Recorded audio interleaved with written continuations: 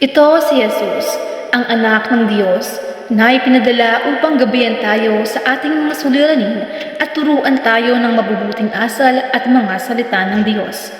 Marami siyang ginawang kababalaghan para sa atin, tulad ng paglakad sa tubig, pagpapagaling ng mga may malulubhang karamdaman, at maging ang muling pagbuhay ng mga patay. Habang siya ay nasa mundo, itinuro ni Jesus sa mga tao ang mabubuting gawa at tinuruan silang umiwas sa kasamaan. Ipinakita niya sa kanila ang daan tungo sa katwiran.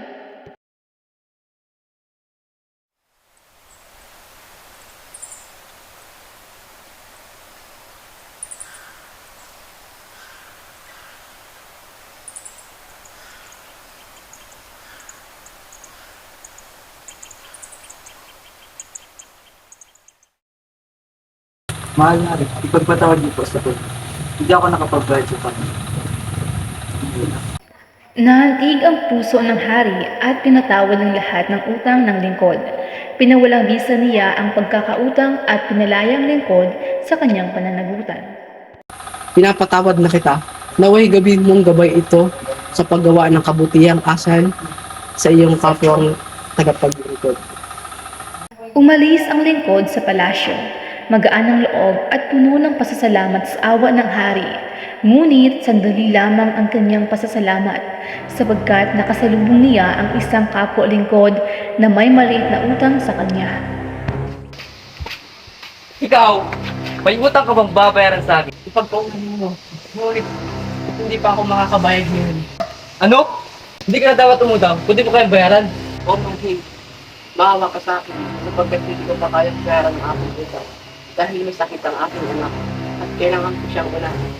Hindi maaari. Kailangan mo na akong bayaran ngayon. Hindi ka na dapat ng utang, kundi mo kayang bayaran. Nakita ito ng ibang mga lingkod at sila ay labis na nagulat at nagalit sa inasal ng walang habag na lingkod. Agad nilang ipinagbigay alam sa hari ang nangyari.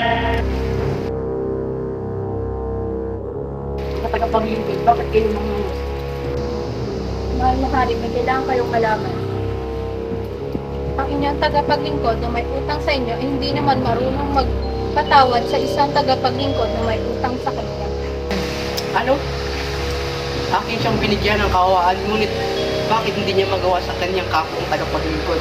Paano niya nagagawa iyon? Oo, mahal na hari, iyon nga ang nangyari. Kami po ay nagulat at nalungkot sa kaniyang ipinakitang pag-uugali. Dalahin niyo ang lapastangan na yun sa akin. Masusunod na mahal na hari. Dinala ng mga tagapagsunod ang lingkod sa harap ng hari. Habang kinakaladkad ang lingkod palayo, siya ay nagsusumamo ng awa, ngunit hindi na siya pinakinggan ng hari.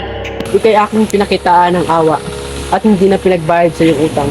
Ngunit bakit hindi mo magawa na pakitaan ng awa ang iyong kapwa ang tagapaglingkod? Dapat siya ipinakitaan mo ng kabutihan tulad ng pagpapakita ko sa iyo. At dahil sa iyong ginawa, nararapat kang parusahan. At sa pagbabahagi ni Jesus, kanyang sinabi, ganito rin ang gagawin ng Ama sa inyo kung hindi ninyo patatawarin ang inyong kapwa mula sa inyong puso. Kung ayaw ninyong magpakita ng awa, hindi rin kayo kakaawaan. Ang pagpapatawad ay mahalagang bahagi ng kaharian ng Diyos, at ang mga hindi marunong magpatawad ay pananagutin ng kanilang mga gawa.